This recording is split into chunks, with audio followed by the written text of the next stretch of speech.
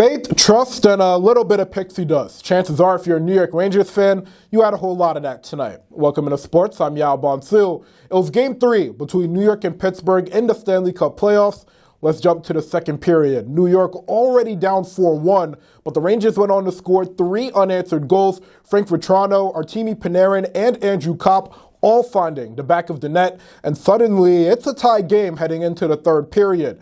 But the Penguins waddled their way out of a potential collapse by going on a 3-goal run of their own. The Rangers came oh so close to pulling off a comeback, but at the end of the day, it just wasn't enough. Here's Jeff Carter closing out the game for the Pens. Pittsburgh goes on to win 7-4 and take a 2-1 series lead. New York head coach Gerard Gallant says he doesn't really know what went into the slow start to tonight's game. Stuff happens. You prepare the same way, you get them ready to play the same way, and like I said, the fans definitely help in every building, so it was no different than what it was in our building in the first games. You know, we had a great start to the game, we had great forechecking, and you know, they got a couple of fortunate bounces. You know, they played well, they dominated the first, but after that, I thought we played really well.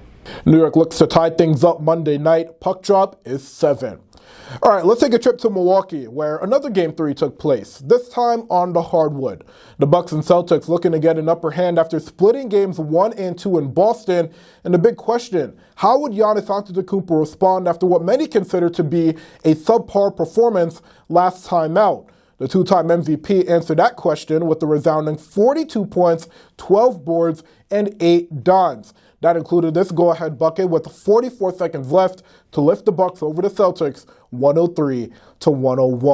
Giannis notches his 6th career 40-point playoff game, most in franchise history, and while Milwaukee had its stars show up, Boston did not. Jason Tatum had the second worst shooting performance of his playoff career, going 21% from the field. Hey, JT, what was up with your shot today? Today was just a one-off, where I probably was thinking a little bit too much, knowing that they give me a lot of attention.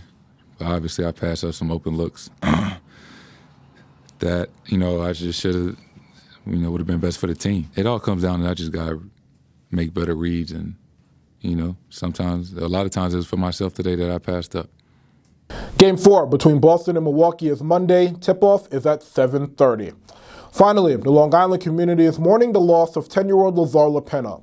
Lazar died on a Little League baseball field after suffering from an epileptic seizure while running to first base. Lazar had been diagnosed with epilepsy at a young age, but that never stopped him from playing America's favorite pastime. Tributes are pouring in across Long Island as players and coaches are putting their bats outside their homes with the hashtag #BatsOutForLazar. The New York Jets also paid tribute to Lazar at its rookie minicamp. Head coach Robert Saleh wore a hoodie with Lazar's name on it and says in honor of Lazar and his family, the number 9 won't be given out. Tragedy for Lazar, a young man who tragically passed. Joe and I were, and the organization, honoring him and his family, not issuing the number 9 this week. I'm sure that the details have been released, but an absolute tragedy. The New York Mets also joined in on the tribute by participating in Bats Out for Lazar. That's all in sports, guys.